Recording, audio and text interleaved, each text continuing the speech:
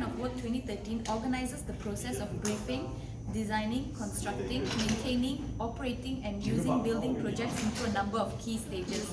It details the tasks and output required at each stage, which may overlap or vary to suit specific project requirements. So for stage 0, which is called strategic definition, it is used to ensure that the client's business case and strategic brief have been properly considered before the initial project brief is developed. The strategic brief may require a review of a number of sites or alternative options, such as the extensions, refurbishment, or new build. By asking the right questions, the consultants, in collaboration with the client, can properly define the scope of a project and the preparation and the briefing that can begin then. Stage 1 is called preparation and brief. Several significant and parallel activities need to be carried out in stage 1 so that stage 2 is productive as possible.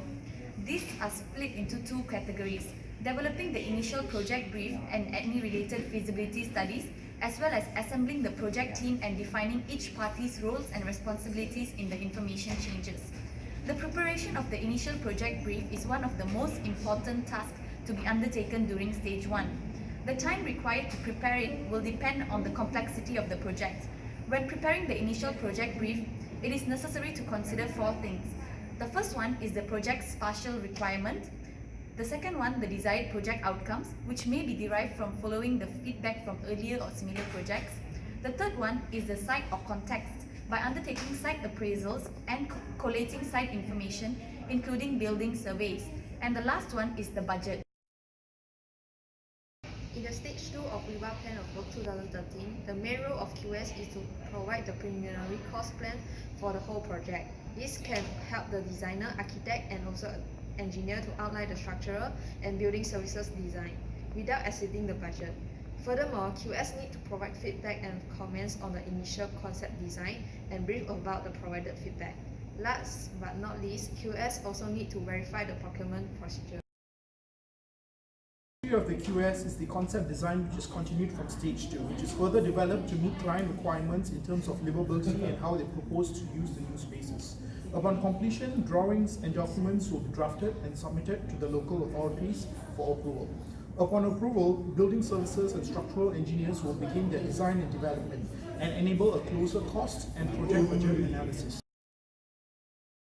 For stage 4, the QS rules are to look after the budget cost controls, provide any advice on contractual methods and tendering procedures, prepare and develop any preliminary cost plans, monitor cost implications during the detailed design stage, and maintain and develop cost plans and prepare periodic reports and updates on the cash flows. Other than that, quantity surveyor also have to deal with the contract document. For example, advice on contractor matters, administration of the terms of the contract. In this stage, QS also have to manage the flow of information between the contractor and the design team.